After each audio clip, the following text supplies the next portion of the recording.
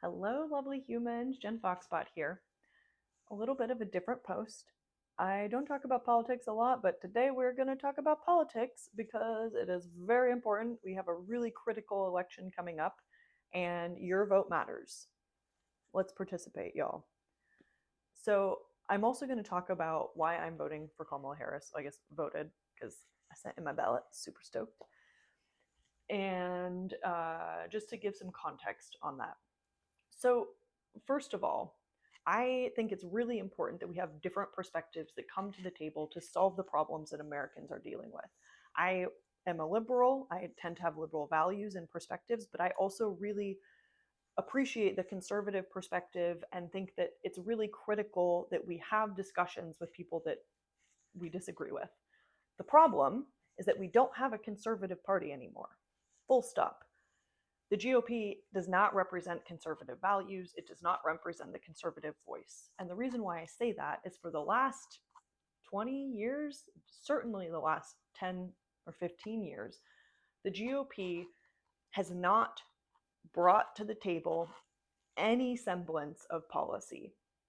For example, immigration policy. Building a wall is not a solution to immigration policy. Chinese emperors learned that thousands of years ago, that a wall does not solve immigration. And the thing that is so frustrating to me is that it's effectively a distraction tactic so that the same people can cling to power.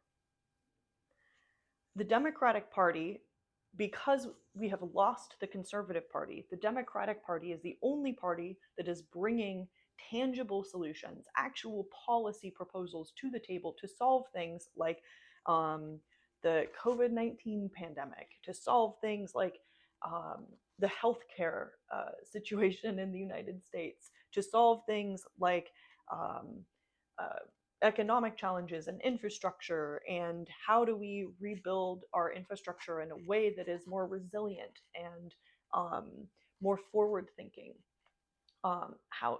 So many things. The Democratic Party is the only party that has policy proposals, full stop. And if you have any question about that, go look at the voting records of your different representatives. And I will guarantee that you will see consistently Democrats voting for things to help people, to make improvements in our system. And you will see the GOP consistently voting against your interests. Anyway, so that is my explanation of why I'm voting for Kamala Harris and why I vote why I vote that way. And also, I have progressive perspectives, but I am open minded, and if somebody has a better solution and they have data to back that up, I will change my mind. So anyway, thank you for listening. Please, please, please go vote. And just a reminder that I wish we had viable third party candidates, but we don't. So if you are thinking about voting third party, I would encourage you to not do that. If you want third party candidates, then it's important to do the work in the intervening years to ensure that the third party candidates are viable, that they actually have a path to winning. And right now they don't. So a protest vote doesn't really do much. We have to do the work in between so that it actually makes an impact. Anyway, happy to expand on that if you're curious. I've done a lot of research, I've thought a lot about these things. Yeah, so here we are.